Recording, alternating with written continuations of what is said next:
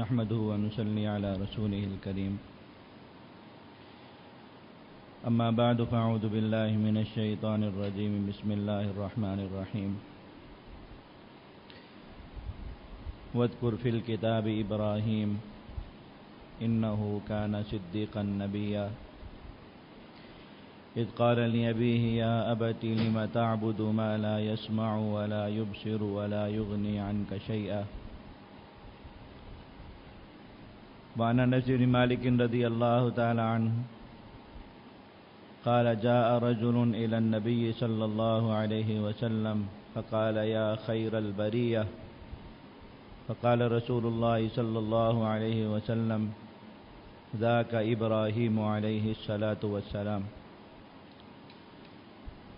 اللهم صل على سيدنا مولانا محمد وعلى آل سيدنا مولانا محمد كما صليت على إبراهيم وعلى آل إبراهيم إنك حميد مجيد اللهم بارك على محمد وعلى آل محمد كما باركت على إبراهيم وعلى آل إبراهيم إنك حميد مجيد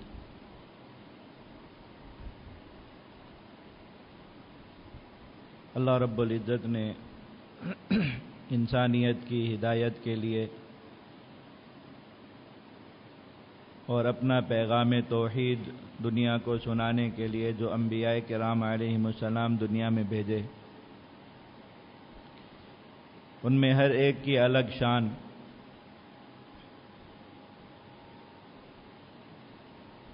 اللہ تعالیٰ نے بعض انبیاء کو بعض انبیاء پر فضیلت عطا فرمائی، تلک الرسل فضلنا بعضهم علی بعض۔ اللہ تعالیٰ نے خود قرآن مجید میں اس حقیقت کو بیان فرما دیا کہ بعض انبیاء کو اللہ تعالیٰ نے بعض دیگر انبیاء پر فضیلت عطا فرمائی۔ ان اللہ تعالیٰ کے بہت خاص فضیلت والے انبیاء میں ہمارے حضرت آقا مدنی صلی اللہ علیہ وسلم کے بعد اگر کوئی نام قرآن مجید میں اتنے زیادہ فضائل کے ساتھ وارد ہوا تو وہ نبی کریم صلی اللہ علیہ وسلم کے جد امجد اور ابو الانبیاء حضرت سیدنا ابراہیم علیہ السلام کا نام۔ اللہ تعالیٰ نے قرآن مجید کے 25 پاروں میں اپنے اس پیارے نبی کا ذکر فرمایا، اور ایک خاص رتبہ اور مقام جو اللہ رب العزت نے کسی اور شخص کے بارے میں ذکر نہیں فرمایا قرآن مجید میں، وہ اللہ تعالیٰ نے حضرت ابراہیم علیہ السلام کو عطا فرمایا۔ وَاتَّخَذَ اللَّهُ إِبْرَاهِيمَ خَلِيلًا، اللہ تعالیٰ نے حضرت ابراہیم علیہ السلام کو اپنا خاص دوست بنایا ہے، خاص دوست۔ خلیل اس شخص کو کہا جاتا ہے جس کی دوستی میں کسی قسم کی کوئی ملاوٹ نہ ہو، بالکل خالص دوست۔ اللہ تعالیٰ کے ساتھ محبت بندے کی اور اللہ تعالیٰ کی بندے کے ساتھ محبت، یہ تو عام ہے اللہ تعالیٰ میں کہ ہر مومن اللہ تعالیٰ سے محبت رکھتا ہے۔ والذین آمنوا اشد حبا للہ، اور وہ محبت دنیاوی محبتوں سے زیادہ شدید اور سخت ہوتی ہے، تو ایمان کی علامت ہے۔ اس پر تفصیل سے ہم 3-4 جمعے پہلے بیان بھی کر چکے کہ اللہ تعالیٰ کی محبت کا مطلب کیا ہے۔ لیکن اللہ تعالیٰ نے دنیا میں بہت سی چیزیں ایسی رکھی ہر انسان کے ساتھ جن میں محبت کا یہ جذبہ تقسیم ہو گیا، اور ظاہری طور پر بسا کسی انسان کی ظاہری زندگی کو ہم دیکھیں، اپنی زندگی کو دیکھیں یا کسی دوسرے انسان کی زندگی کو، تو بظاہر اللہ رب العزت کے ساتھ جو ایک مومن کی محبت ہے اس کے مظاہر کم نظر آتے ہیں، اور یہ جو دنیا میں اللہ رب العزت نے جو محبتیں فطرتاً طبعاً انسان کے اندر پیدا فرما دی، بظاہر ان کے مظاہر زیادہ نظر آتے ہیں۔ ماں باپ کی محبت اولاد کو، ماں باپ کے اندر اولاد کی محبت، اولاد کے اندر ماں باپ کی محبت، میاں بیوی کی محبت، آپس میں دوستی اور تعلق کی محبت، یہ ساری محبتیں دنیا میں ساتھ چل رہی۔ پھر کسی انسان کو دنیا کے کسی مال و متاع سے محبت ہو جاتی ہے، اس کے مظاہر اس کی زندگی پر غالب آتے۔ تو جب یہ سوال پیدا ہوتا ہے کہ اللہ تعالیٰ نے چونکہ یہ فرمایا کہ ایمان والوں کی تو سب سے شدید محبت اللہ کے ساتھ ہوتی ہے، اور بظاہر یہاں منظر کچھ اور نظر آ رہا ہے، تو پھر یہ قرآن مجید کی آیت مومن پر بظاہر فٹ نہیں ہوتی۔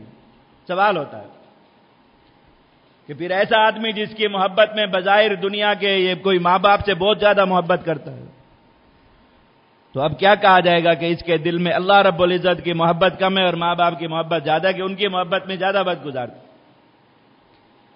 تو ایک عقلی فرق قائم کیا علماء کرام نے اور قرآن مجید کی تشریح تفسیر کرنے والے حضرات نے کہ ظاہری جو طبعی محبت ہے یہ انسان کی بظاہر ان دنیاوی چیزوں میں تقسیم ہے، لیکن جب اس محبت کا امتحان آتا ہے تو یہ بندہ اللہ رب العزت کی محبت کو ترجیح دیتا ہے دنیاوی محبت پر، اور یہاں پر جا کر پتہ چلتا ہے کہ اس کے دل میں اللہ کی محبت زیادہ ہے یا بندے کی محبت زیادہ ہے۔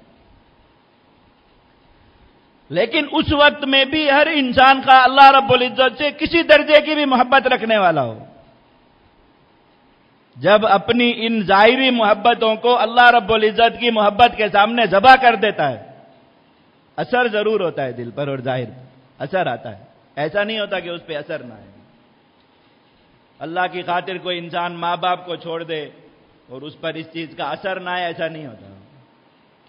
اللہ کی خاطر بیوی بچوں کو چھوڑنا پڑ جائے، اللہ کی خاطر اولاد کو چھوڑنا پڑ جائے، قربان کرنا پڑ جائے، انسان کر لیتا ہے اللہ کی خاطر، لیکن اثر نہ آئے زندگی پر، ایسا نہیں ہوتا۔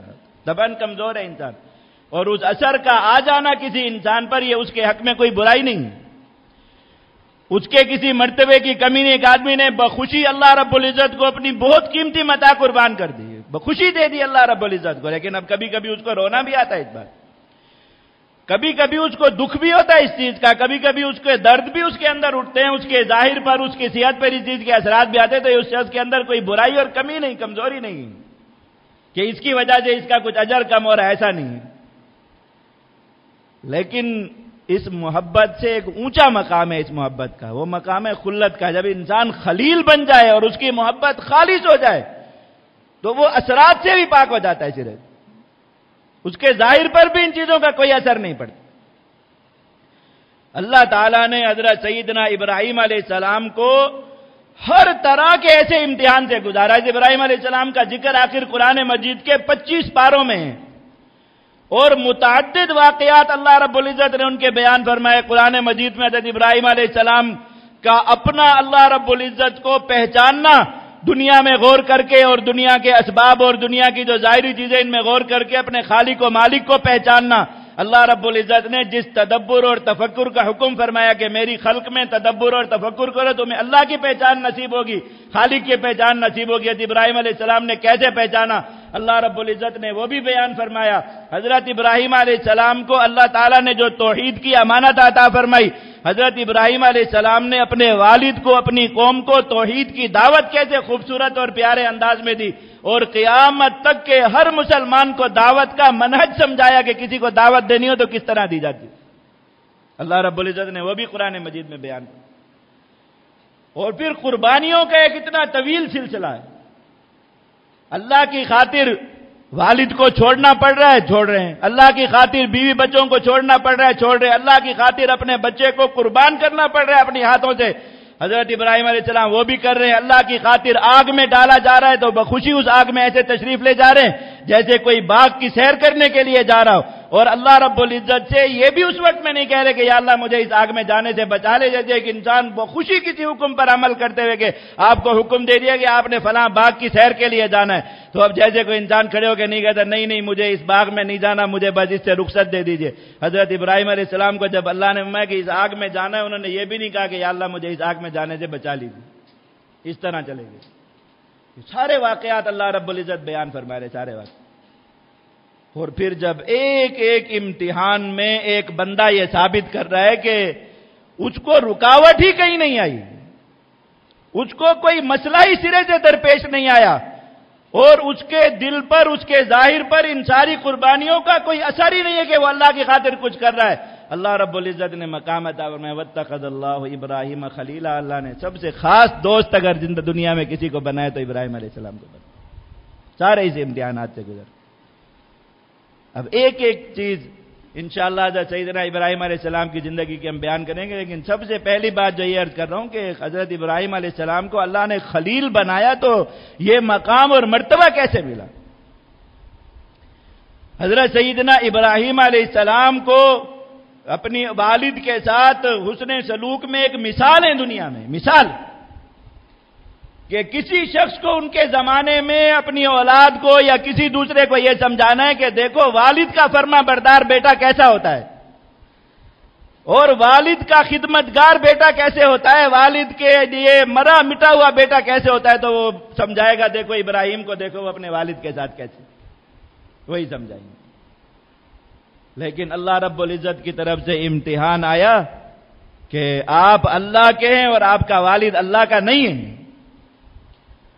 تو ایک دل میں اللہ کی محبت، اللہ کا تعلق اور اللہ کے ایک ایسے باغی، ایک ایسے دشمن کی محبت اور تعلق جس کو اللہ کا نبی اللہ کے حکم پر کھڑے ہو کے ایک بات سمجھا رہا ہے، دلیل کے ساتھ سمجھا رہا ہے، حجت کے ساتھ سمجھا رہا ہے، مثالیں دے دے کے سمجھا رہا ہے، اور وہ آگے سے کہہ رہا ہے کہ نہیں، بلکہ اس پر دھمکیاں دے رہا ہے آگے کہ میں تجھے آگ میں ڈلوا دوں گا اور میں تجھے چھوڑ دوں گا اور میں قطع تعلق کر لوں گا اور فلاں کر لوں گا اور فلاں کر لوں گا۔ تو اب بس آج تک تعلق تھا باپ اور بیٹے کا، آج تک تعلق تھا ایک فرما بردار انجائے خدمتگار کا اور ایک مخدوم کا، جب یہ اللہ کی طرف سے تقسیم آ گئی کہ ابراہیم یہ دونوں چیزیں ایک دل میں نہیں رہ سکتی، سلام علیک، بس تمہارا راستہ الگ میرا راستہ الگ، آج کوئی تعلق نہیں، کوئی تعلق نہیں،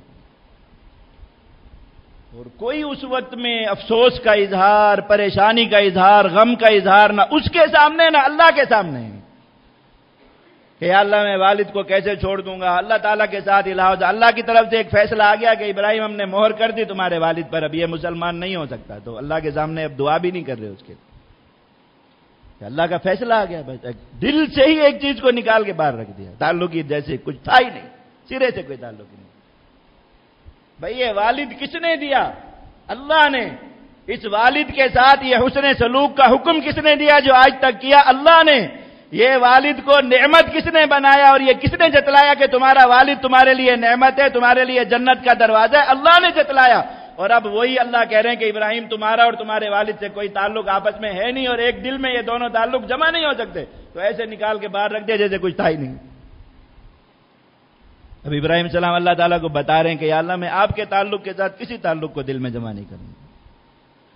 اب آگے ادھر سے کٹ گئے تو اللہ تعالیٰ نے بیوی بچے عطا فرمائے اور اولاد بھی بڑھاپے میں جا کے، اور اتنی جو ہے وہ اتنی دعاؤں اور اتنی عمر گزر جانے کے بعد اور ایک طرح سے مایوسی ہو جانے کے بعد کہ اولاد نہیں ہو سکتی، اللہ رب العزت نے اولاد عطا فرمائی، بالکل مایوسی ہو جانے کے بعد کہ فرشتے جب بشارت دے رہے ہیں ان کی اہلیہ محترمہ کو کہ اللہ آپ کو اولاد عطا فرمائیں گے، تو وہ ہنس رہی ہیں، جیسے ایک انسان تعجب میں ہوتا ہے کہ اب اولاد، اب نہ میں اولاد کے قابل نہ میرا شوہر اولاد کے قابل، اور اب آپ آ کے ہمیں خوشخبری دے رہے ہیں کہ اولاد ہوگی۔ انہوں نے کہا اللہ کی طرف سے یہ بشارت آئی ہے کہ اولاد ہوگی، تو خوش ہوگی کہ اللہ رب العزت عطا فرما رہے ہیں۔ اب اتنے جو ہے مایوسی کے بعد اللہ رب العزت ایک نعمت عطا فرما رہے ہیں، تو اس نعمت کا احساس اور اس نعمت کی قدر اور اس نعمت کے ساتھ ایک انسان کا تعلق کس قدر زیادہ ہوگا، سوچیے آپ۔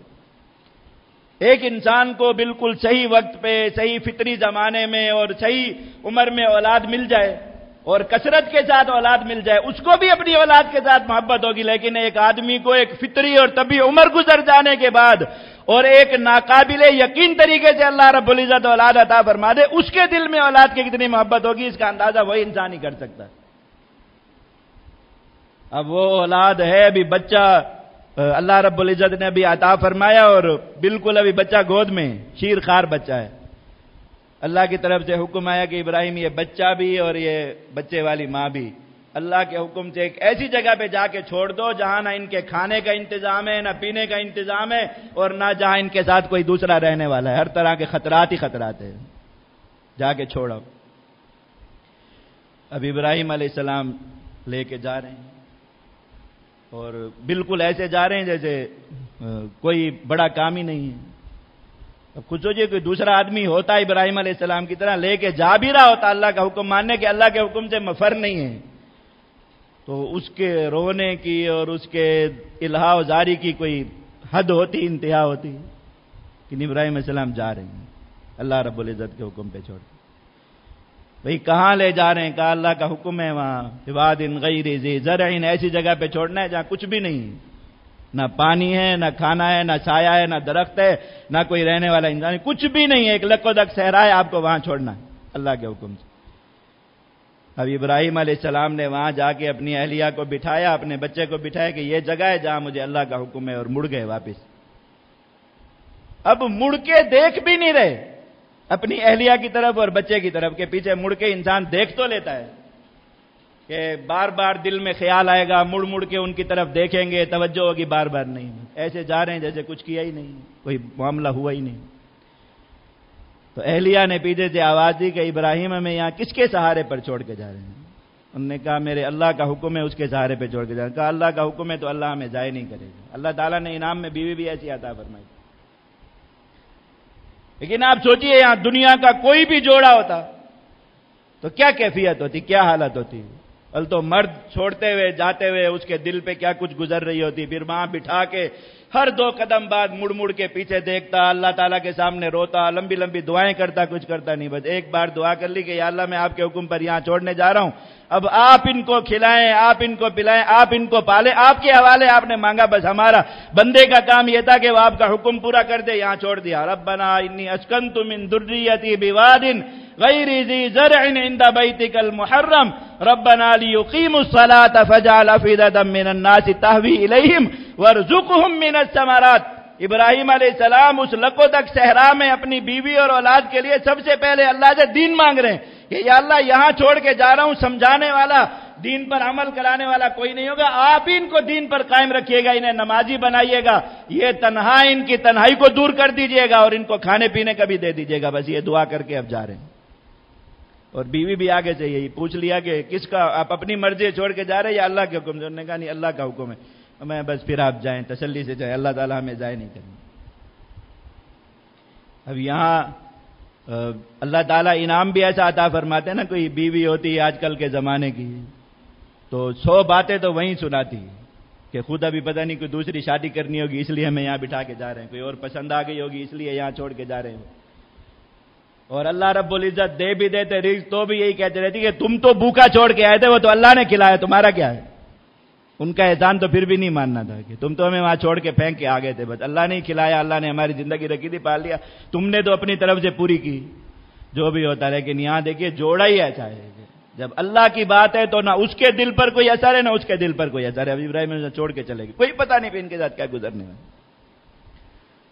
اب اللہ رب العزت پھر ایک عرصے بعد لوٹا کر لائے، بچہ اب جوان ہو رہا ہے، بھاگ دوڑ رہا ہے، سامنے دیکھ رہے ہیں ایک خوبصورت جوانی، ایک طاقتور تنومند بچہ، تیر انداز، بہترین قسم کا تیر انداز، نشانے باز بچہ، بھاگ دوڑ کرنے والا خوبصورت تنومند بچہ بن گیا۔ اب یہ جوان ہوگا، کیا کیا امنگیں والد کے دل میں، اللہ کی طرف سے حکم آ گیا کہ خود اس کے گلے پہ چھری پھیرنی۔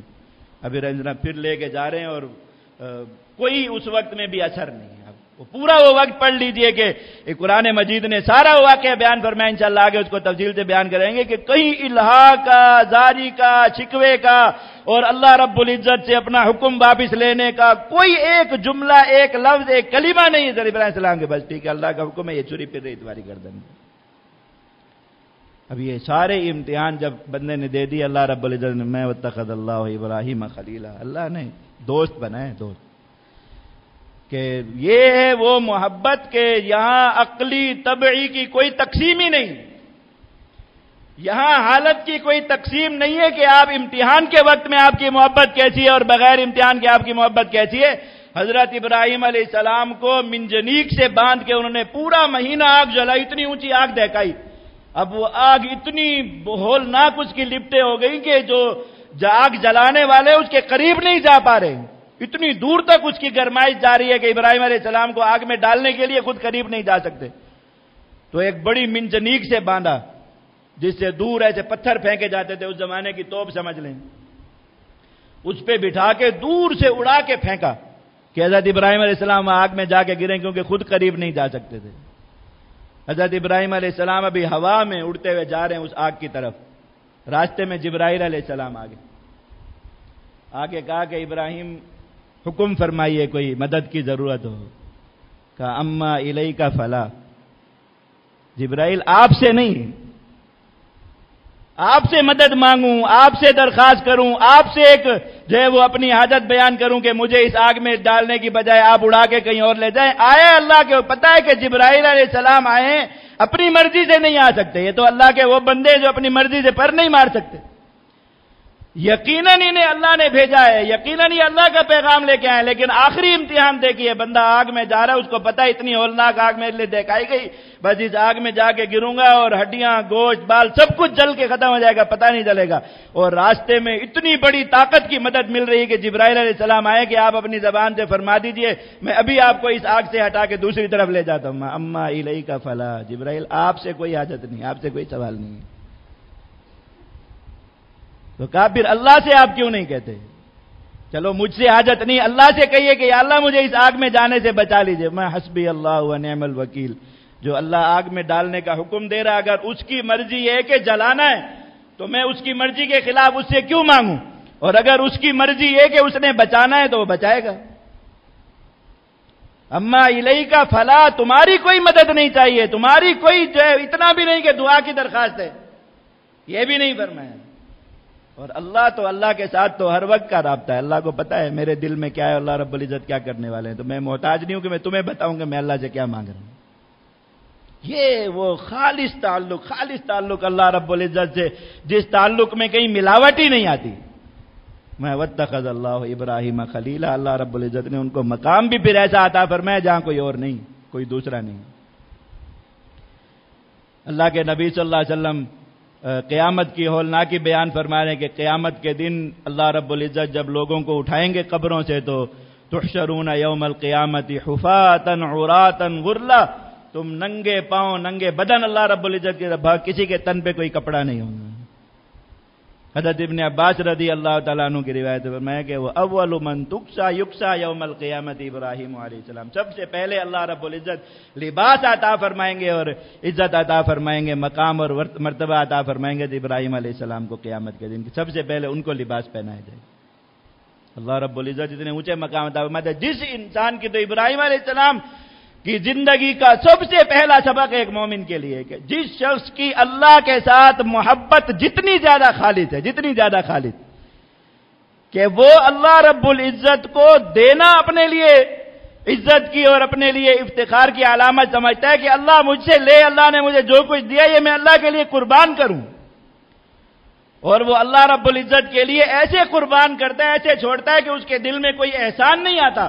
وہ اس کا بدلہ مانگنا اللہ سے، اس کا عوض مانگنا اللہ سے کہ یا اللہ میں نے آپ کے لیے یہ قربانی دی، مجھے اس کے بدلے میں یہ دے دیجئے، یا اللہ میں نے یہ قربانی دی. اسے تو اتنی بڑی ہار سمجھتا ہے کہ وہ اللہ رب العزت سے کسی بدلے کا کیا، اللہ رب العزت سے اس چیز کا طالب ہوتا ہے کہ یا اللہ اور دیجئے اور لیتے رہیے، اور دیجئے اور لیتے رہیے، ہمارے پاس جو کچھ بھی ہو وہ آپ لیجئے ہم سے.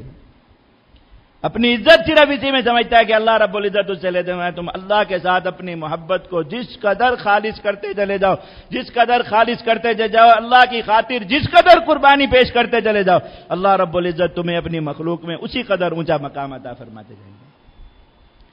یہ بھی خطبے میں جو میں نے روایت پڑھی حضرت سیدنا انس بن مالک رضی اللہ تعالیٰ عنہ کہا کہ آدمی نبی کریم صلی اللہ علیہ وسلم کی خدمت میں آیا تو جیسے بات شروع کرنے سے پہلے کسی کے کوئی القاب بیان کیے جاتے تو اس نے نبی کریم صلی اللہ علیہ وسلم کہا یا اکرم الخلقی، اے وہ شخص جسے اللہ نے اپنی مخلوق میں سب سے زیادہ عزت عطا فرمائی. نبی کریم صلی اللہ علیہ وسلم کو روکا، میں ذاک ابراہیم علیہ السلام، یہ مقام ابراہیم علیہ السلام کا ہے. اللہ کے نبی صلی اللہ علیہ وسلم کو روکا. ہمارے آقا حضرت محمد صلی اللہ علیہ وسلم تمام انبیاء کے سردار، تمام انبیاء سے زیادہ عزت والے، تمام انبیاء سے زیادہ مقام اور مرتبے والے ہیں. سید الانبیاء ہیں، سید المرسلین ہیں. یہ ہمارا عقیدہ ہے، کوئی مرتبے مقام اور ان کے برابر نہیں ہو سکتا. اللہ کے نبی صلی اللہ علیہ وسلم سمجھا کہہ رہے ہیں ایک بات کہ ایک آدمی اتنا اونچا ہے، میرے بعد بھی اللہ رب العزت کیا اس کا مقام اور مرتبہ اتنا بلند ہے کہ اچھا نہیں لگتا کہ تم سارے لوگوں پر جب میری فضیلت بیان کرو تو وہ بھی میرے نیچے آ جائے. اس لیے فرمایا کہ مجھے یہ القاب نہ بیان کرو، کہ اللہ رب العزت نے اور لوگ بھی بہت اونچے مقام اور مرتبے والے بنے. تو اصل میں اللہ کے نبی صلی اللہ علیہ وسلم یہ بتا رہے کہ ابراہیم علیہ السلام کا مقام اور مرتبہ بھی بہت بلند ہے. یہ نہیں فرما رہے کہ وہ حضور اکرم صلی اللہ علیہ وسلم سے بھی زیادہ افضل ہوگی، کہ ان کے مقام اور مرتبے کی بات بتا رہے. اور اللہ تعالیٰ نے ان کو یہ مقام اور مرتبہ عطا فرمایا اسی محبت کے خالص ہو جانے کی وجہ سے.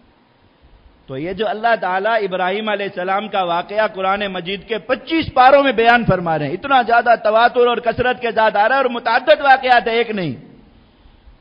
آخر کوئی وجہ ہے جو کوئی چیز سمجھانی ہے ہمیں، ورنہ قرآن مجید کوئی قصے کہانیوں کی کتاب تو نہیں ہے نعوذ باللہ کے پچھلے لوگوں کے واقعات بس اس لیے بیان کر دیے کہ جیسے قصے کہانیاں کتابیں پڑھ کے لوگ مزے لیتے ہیں، اور واقعات کا بیان کرنا، واقعات کا سننا، واقعات کا ذکر کرنا ایک مزے کی بات ہوتی ہے لوگوں کے لیے اور ایک تفریح ہوتی ہے، اس لیے قرآن مجید میں نہیں بیان فرمائے گی۔ ہر واقعے کا ایک مغز ہے، ہر واقعے کا ایک پیغام ہے، ہر واقعے کا ایک سبق ہے جو اللہ رب العزت قرآن پڑھنے والے مومن کو دینا چاہ رہے ہیں کہ اس واقعے سے اس سبق کو سمجھو اور اسے اپنی زندگی اپناؤ۔ اگر تم چاہتے ہو کہ اللہ رب العزت تم سے محبت کرے، اگر تم چاہتے ہو کہ تمہارا اللہ رب العزت کیا مقام اور مرتبہ بہت اونچا ہو، تو اسوہ ابراہیمی کو اپناؤ۔ اسوہ ابراہیمی اللہ رب العزت کی خاطر قربانی دینے کا نام ہے۔ تو ابراہیم علیہ السلام کی قربانی سب سے زیادہ، ان کا مقام اور مرتبہ بھی سب سے اونچا ہے باقی سارے انبیاء میں، نبی کریم صلی اللہ علیہ وسلم کے بعد۔ تو اللہ رب العزت یہی بتا رہے ہیں کہ مسلمانوں میں بھی سب سے اونچا آدمی، سب سے مقام اور مرتبے والا آدمی، سب سے بلندی والا آدمی اللہ رب العزت کے ہاں وہی ہوگا جو اللہ رب العزت کی خاطر دنیا میں تکلیفیں برداشت کرے، جو اللہ رب العزت کی خاطر دنیا میں قربانی دے گا، جو ابراہیم علیہ السلام کی طرح اللہ کی خاطر اپنے رشتوں کو بھی قربان کرنا پڑے گا کرے گا، جو ابراہیم علیہ السلام کی طرح اپنی اولاد کی قربانی اللہ کو پیش کرے گا، جو ابراہیم علیہ السلام کی طرح خود آگ میں کودنے کے لیے اللہ رب العزت کے لیے مرنے کے لیے بخوشی ایسا جا رہا ہو کہ راستے میں اگر آفر بھی ملے کہ بچنا چاہو تو بچ سکتے ہو کہ اما الیک فلا، نہیں، زندگی نہیں چاہیے۔ بندے کو اللہ رب العزت کی خاطر موت نصیب ہو رہی ہے، اللہ رب العزت کی خاطر شہادت نصیب ہو رہی ہے، تو راستے میں اگر اسے کہیں یہ آفر بھی مل جائے کہ چاہو تو بچا لیے جاؤ گے، چاہو تو لمبی زندگی مل جائے، چاہو تو امن مل جائے، چاہو تو سکون مل جائے، تو آفر کو ٹھکرا دے، لات مار دے کہ نہیں میں اللہ کی طرف جا رہا ہوں، میں کیوں راستے میں رکنا گوارا کر لوں بھائی، میں وہ آدمی اللہ رب العزت کی مخلوقات میں سب سے اونچا ہو جائے۔ نبی کریم صلی اللہ علیہ وسلم نے فرمایا کہ قیامت کے دن اہل البلایا، اللہ تعالیٰ نے جنہیں ان کی اپنی ذات سے قربانیاں لی ہوں گی، ان کی اولادوں کی قربانیاں لی ہوں گی، ان کے اموال کی قربانیاں لی ہوں گی، جن کی قربانیاں اللہ نے قبول فرمائی ہوں گی، جن کو اپنے دین کی خاطر ستایا جانا اللہ نے دنیا میں نصیب فرمایا ہوگا، وَأُوذُوا فِي سَبِيلِي، جو اللہ کے راستے میں جنہوں نے تکلیفیں برداشت کی ہوں گی، فرمایا قیامت کے دن جب اللہ تعالیٰ انہیں اجر و ثواب دینا شروع کریں گے تو یہ نمازوں والے، نفل نمازوں والے، نفل روزوں والے، صدقات والے، جنہوں نے اپنے خیال میں اعمال کے انبار اور پہاڑ کھڑے کیے ہوئے ہوں گے، فرمایا کہ اللہ کے سامنے حسرت کریں گے کہ کاش ہمارے جسم دنیا میں کینچیوں سے کاٹ دیے گئے ہوتے۔ دنیا میں تو بڑا اچھا لگتا ہے کہ انسان یہی کہے کہ بس میں امن اور سکون میں رہوں، بس وہ نیکیاں کروں جن میں کوئی تکلیف پریشانی مجھے نہ ہے۔ ایسے لوگوں کے قریب بھی نہیں جاتے لوگ، یہ پتہ ہو جن کے ساتھ جانے سے، جن کے ساتھ دعا سلام کرنے سے، جیسے مجاہدین پہ سخت وقت آتا ہے تو لوگ کہیں مسجد میں کوئی مجاہد کھڑا ہو، نماز بھی پڑھ رہا ہو تو ایسے کر کے نکل جاتے کہ دیکھا بھی نہیں ہے، جیسے سلام دعا بھی چھوڑ دیتے کہ بھئی جو ان پہ تکلیف آنے والی ہے، جو فرشتہ ان کو لینے کے لیے آئے گا ایسا نہ مجھے بھی ساتھ لے جائے کہ یہ مجاہد سے دعا سلام رکھتے، اور جو پریشانی اس پر آنے والی ہے مجھ پر نہ آ جائے کہ مجھے اس کا ساتھی اور دوست قرار دے کے دنیا میں ستایا جائے۔ اس طرح جو لوگ اور پھر اپنے آپ کو بہت عقل مند اور سمجھدار سمجھتے ہیں کہ چلو بس وہ اعمال ہو رہے ہیں، وہ کام ہو رہے ہیں جن میں یہ تکلیف نہیں آ رہی، بہت اونچے مقام، فضائل اعمال میں بڑے بڑے فضائل پڑھ کے وہ انبار لگائے اپنے فضائل کو۔ میں جس دن قیامت کے دن یہ اللہ کی خاطر دھکے کھانے والے، اللہ کی خاطر جیلیں برداشت کرنے والے، اللہ کی خاطر گالیاں کھانے والے، اللہ کی خاطر پابندیوں میں رہنے والے لوگ جب اجر و ثواب دیا جانا شروع ہوں گے، یہ ابراہیم علیہ السلام کے راستے پر چلنے والے، اللہ رب العزت کے ہاں جب اجر و ثواب کے تقسیم ہوں گے تو ہر کسی کو لگے گا کہ اس کے اعمال ان کے سامنے بہت چھوٹے ہیں، بہت چھوٹے، وہ اپنے آپ کو بھی ان کے سامنے بہت حقیر سمجھے گا اور اپنے اعمال کو بھی ان کے سامنے بہت حقیر سمجھے گا، تو اللہ سے مانگے گا کہ کاش میں دنیا میں اتنی تکلیفیں اٹھاتا، کاش دنیا میں اتنی مصیبتیں مجھ پر آتی کہ مجھے تو پکڑ کے لٹا دیتے اور اللہ کی خاطر میرے جسم کا گوشت کینچیوں سے کاٹتے، آج مجھے کتنے بڑے مقام اور کتنے بڑے مرتبے مل جاتے کہ یہ لوگ اللہ رب العزت کے انبیاء اور جو ہے وہ ان کے ساتھ ان لوگوں کے مقامات اور مرتبے ملے ہوئے۔ اللہ کے نبی صلی اللہ علیہ وسلم نے فرمایا کہ قیامت کے دن حضرت ابراہیم علیہ السلام کے مرتبے میں قریب ترین شخص میری امت کا وہ فرد ہوگا جو اللہ کے راستے کا دوسرے نمبر کا شہید ہے، اس امت کا دوسرے نمبر کا شہید، پہلے نمبر کا نہیں۔ فرمایا پہلے نمبر کا شہید وہ آدمی ہے جس کی نیت سوائے اس کے کہ بس میں جہاد پہ اس لیے جا رہا ہوں کہ اللہ کی راہ میں شہید ہونا ہے، جان دینی ہے بس، اور کوئی مقصد نہیں، کوئی مقصد نہیں۔ فتح ملتی ہے نہیں ملتی، خلافت قائم ہوتی ہے نہیں ہوتی، جہاد کے جو دنیا میں ثمرات ہیں نصیب ہوتے ہیں نہیں ہوتے، غنیمت آتی ہے نہیں آتی، حالانکہ یہ ساری بہت اچھی نیت ہیں، لیکن اس کی نیت میں کچھ شامل نہیں۔ وہ کہتا ہے بس میں اس لیے جا رہا ہوں کہ میں نے اللہ سے ملنا ہے۔ پر میں اس شہید کا جو مقام اور مرتبہ ہے وہ تو اللہ نے مجھے بھی نہیں بتایا، قیامت کے دن اللہ تعالیٰ ظاہر فرمائیں گے اس کا مقام اور مرتبہ، میں نہ کسی نبی کو پتا ہے نہ کسی فرشتے کو پتا ہے۔ میں دوسرے درجے کا جو آدمی ہے کہ وہ اللہ کے راستے میں اپنی جان لے کے نکلا ہے اور اس کے دل میں یہ بات ہے کہ اللہ چاہے تو مجھے فتح دے دے، اللہ چاہے تو مجھے اپنے راستے میں قبول فرما لے، دونوں چیزیں اس کے دل میں۔ تو میں یہ آدمی شہید ہو گیا اللہ کی راہ میں، تو اس کا گھٹنا فرمایا قیامت کے دن ابراہیم علیہ السلام کے گھٹنے سے ٹکرا رہا ہوگا۔ مطلب جیسے دو آدمی ایک ہی نشست میں ساتھ بیٹھے ہوتے ہیں مجلس میں، تو گھٹنے جو ہے وہ آپس میں اس طرح برابر ہو جاتے ہیں، مطلب کوئی آدمی کسی سے اونچا نہیں بیٹھا، وہ برابر بیٹھے، تو میں یہ ابراہیم علیہ السلام کے ساتھ اس طرح بیٹھا ہوگا۔ یہ اللہ رب العزت نے اپنے اس امتی کو ابراہیم علیہ السلام کے قریب کیوں کیا باقیوں کو چھوڑ کے؟ یہ بھی اللہ کو کچھ دینے کے لیے نکلا تھا، اللہ سے کچھ لینے کے لیے نہیں جا رہا تھا۔ ہر وقت، ہر عبادت، ہر نیکی، ہر دعا، ہر وظیفہ، ہر نفل، ہر وہ زبان سے نکلنے والا ذکر اللہ کا ایک جملہ صرف اس لیے ہے کہ دنیا میں اس کے بدلے میں کچھ مل جائے، دنیا میں اس کے بدلے میں کچھ مل جائے، رزق میں وسعت ہو جائے، عزت مل جائے، اور جو ہے وہ دنیا میں مقام مل جائے، مرتبہ مل جائے، یہ حاجت پوری ہو جائے، وہ حاجت پوری ہو جائے۔ اللہ کے بندو یہ سب کچھ کرو اپنی حاجات پوری کرانے کے لیے، کہ حاجات پوری کرانے کا سب سے بہترین وظیفہ اللہ ہی کا ذکر ہے، لیکن یہ ذکر بندے کو اللہ کا دوست نہیں بناتا، اللہ کا خلیل نہیں بناتا، اللہ کا محبوب نہیں بناتا۔ اللہ کا محبوب وہ عبادت بناتی ہے، وہ ذکر بناتا ہے، اللہ کا وہ نام لینا، اللہ کی وہ یاد، اللہ کی وہ عبادت بناتی ہے جس کا مقصد اللہ کو دینا ہو، اللہ سے لینا نہیں۔ یا اللہ آپ نے مجھے ابھی یہاں رکھا ہے، میں آپ کو اپنا وقت دے سکتا ہوں، تو میں آپ کی عبادت بس اپنا وقت آپ کو قربان کر رہا ہوں۔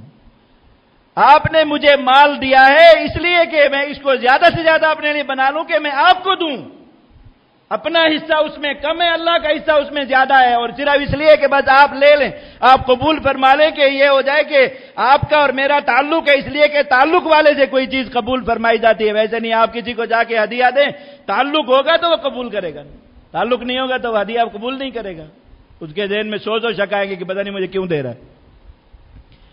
تو اللہ تعالیٰ لے رہے ہیں، اس کا کیا مطلب ہے؟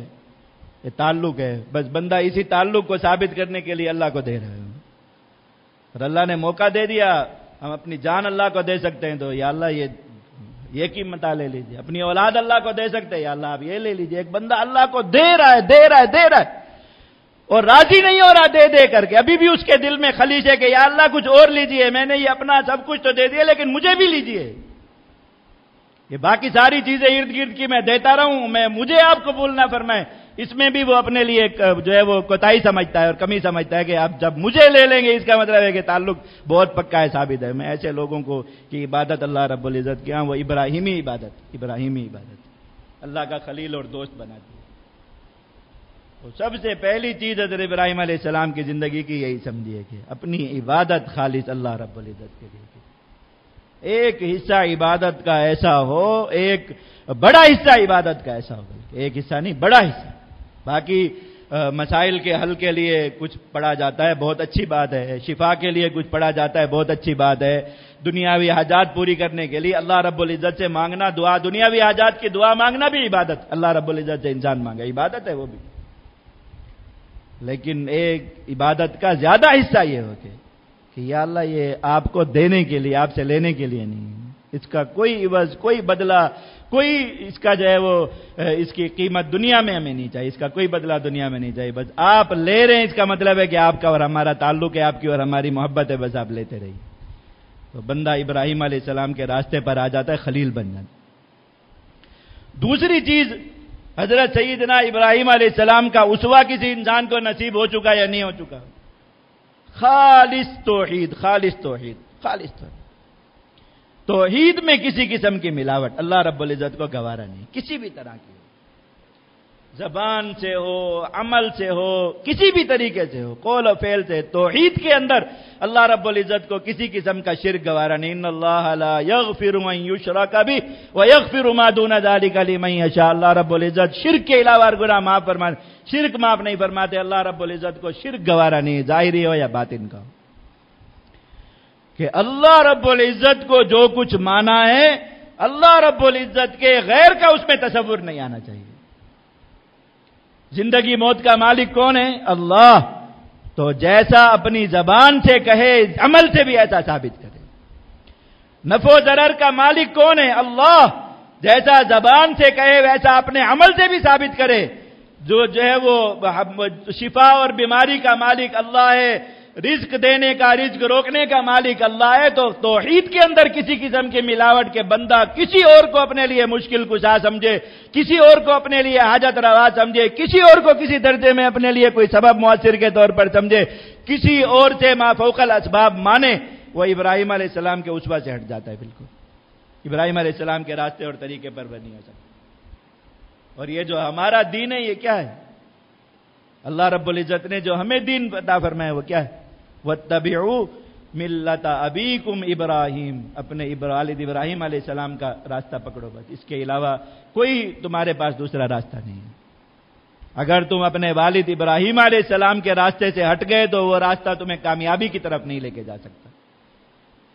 اب کوئی پریشانی آ گئی، ایسے لوگوں سے جا کے تعویذ لے رہا ہے انسان جن کے خود اپنے عقیدے اور نظریے کا پتہ نہیں کہ وہ اللہ سے مانگ کے دے رہا ہے یا شیطان سے مانگ کے دے رہا ہے، لیکن بس اپنی حاجت روائی کے لیے وہاں جانا ہے۔ کافروں تک کے پاس چلے جائے، مسلمان کسی ہندو اور عیسائی کے دروازے پہ جا کے کھڑے ہوئے ہیں کہ اس سے کوئی تعویذ مل جائے گا جس سے ہماری مشکل حل ہو جائے گی۔ یہ ابراہیم علیہ السلام کا اسوہ نہیں، راستہ نہیں، کھوٹا ہو گیا، ختم ہو گیا۔ جہاں شرک آ گیا، ابراہیم علیہ السلام تو حنیف ہے، حنیف۔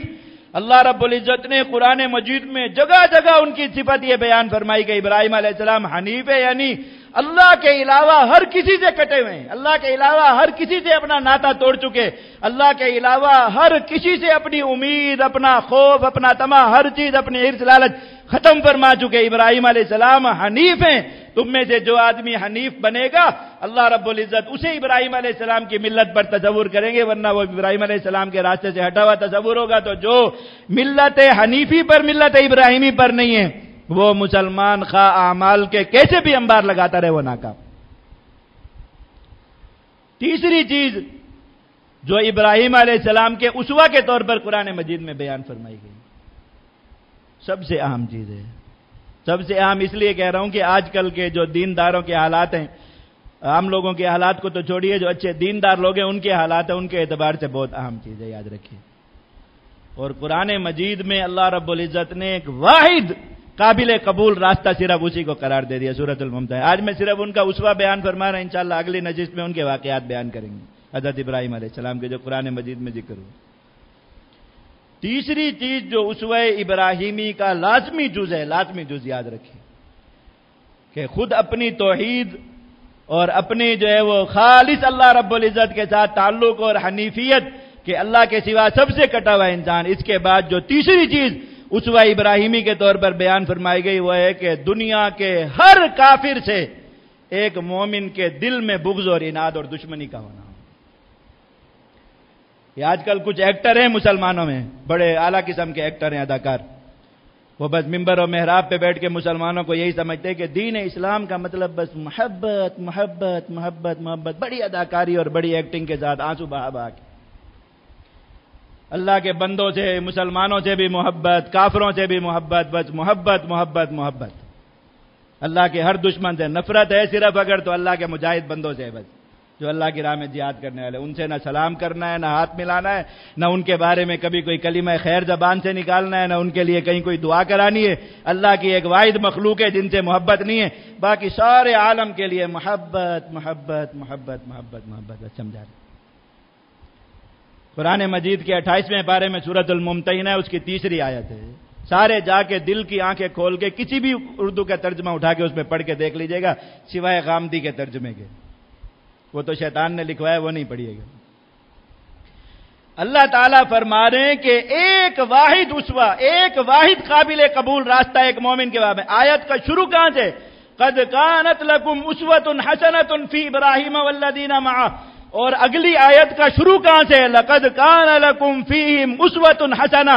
اللہ رب العزت آیت کا شروع بھی اس سے فرما رہے، اختتام بھی، کہ ایک واحد قابل قبول راستہ کیا ہے؟ اذ قالوا لقومهم انا براء منکم ومما تعبدون من دون اللہ کفرنا بکم وبدا بیننا وبینکم العداوۃ والبغضاء ابدا حتی تؤمنوا باللہ وحدہ. مانے ایک واحد قابل قبول راستہ ہے کہ جو اللہ کے دشمن ہیں کفار، ان سے کھڑے ہو کے کہو انا براء منکم، ہمارا اور تمہارا کوئی تعلق نہیں، ہم تم اور آپس میں دوست ہوں، ایک دوسرے کے مددگار ہوں، ایک دوسرے کے معاون ہوں. یہ تو ایسی بات ہے، ایسی بات قرآن مجید میں قسم کھا کے آپ کو کہتا ہوں ممبر رسول صلی اللہ علیہ وسلم پر بیٹھ کے کہ قرآن مجید پورا پڑھ کے دیکھ لیجئے.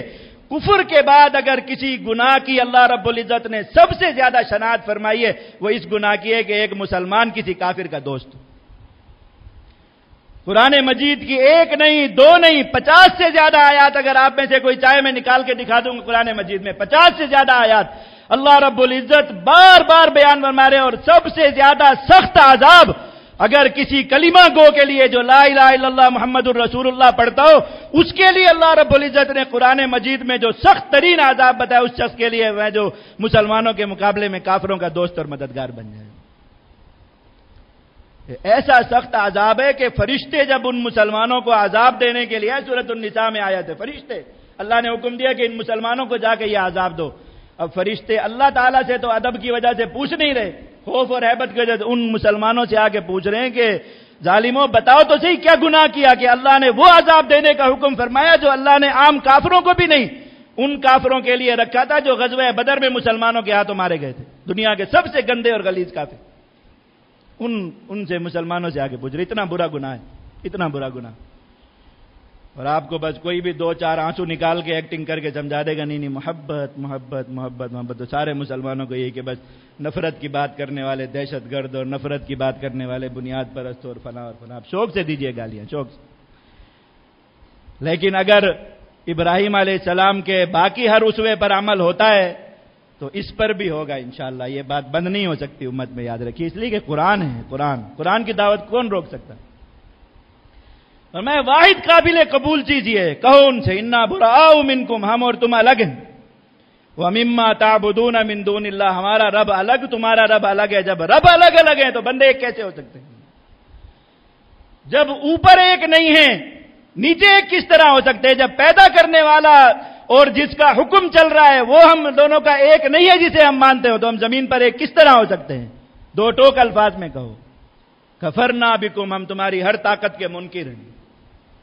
کفرنا بکم، ہم جیسے تم اللہ کے کافر ہو، اللہ کے منکر ہو، ہم تمہارے کافر اور تمہارے منکر. اللہ نے مومنوں کا ان سے کہو کفرنا بکم، ہم تمہارے منکر. اور آگے کیا ہے؟ وبدا بیننا وبینکم العداوۃ والبغضاء، ہمارا اور تمہارا ایک واحد تعلق ہے، ایک واحد تعلق. وہ محبت نہیں ہے، العداوۃ والبغضاء، ظاہر کی بھی دشمنی ہے، دل کی بھی دشمنی ہے. العداوہ کہتے ہیں ظاہر کی دشمنی کو، اور البغضاء کہتے ہیں جو دل کے اندر چھپی ہوئی دشمنی ہو. میں کہ ظاہر سے بھی تمہارے دشمن ہیں، دل سے بھی تمہارے دشمن ہیں. یہ ایک واحد اور ہمارا تمہارا یہ ایک واحد تعلق ہے. کب تک؟ حتی تؤمنوا باللہ وحدہ، تم اگر چاہتے ہو کہ محبت ہو جائے ہماری اور تمہاری، حتی تؤمنوا باللہ، اللہ پر ایمان لے. اس کے علاوہ محبت کا کوئی راستہ نہیں، یاد رکھو.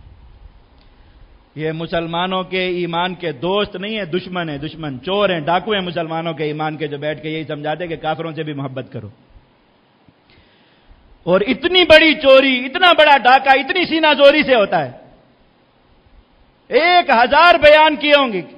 اس میں ایک روایت کہ اللہ کے نبی صلی اللہ علیہ وسلم نے صحابہ کرام سے پوچھا کہ بتاؤ کہ اللہ کے ہاں سب سے پسندیدہ عمل بندے کا کون سا ہے؟ صحابہ نے کہا یا رسول اللہ نماز ہے، حضور نے میں نہیں. انہوں نے کہا حج ہے، حضور میں نہیں.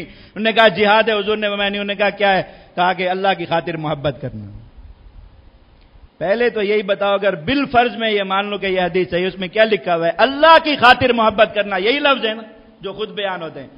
اللہ کی خاطر جو محبت ہوگی وہ مومن سے ہوگی یا کافر سے ہوگی؟ آپ بتائیے جو محبت کافر سے ہو وہ اللہ کی خاطر ہو سکتی ہے کبھی؟ اول تو یہی چوری. لیکن سب سے بڑی چوری یہ ہے کہ میں پورے وثوق کے ساتھ آپ کو جا کہتا ہوں، دنیا کے کسی عالم کو کہیے، کسی عالم کو، کہ حدیث کی 10,000 کتابیں، کسی ایک کتاب میں یہ حدیث ڈھونڈ کے اس طرح بتا دے کہ اس طرح لکھا ہوا ہے. حدیث کیا ہے میں آپ کو بتاتا ہوں، اور وہ آپ کو پوری 10,000 کتابوں میں مل جائے گی.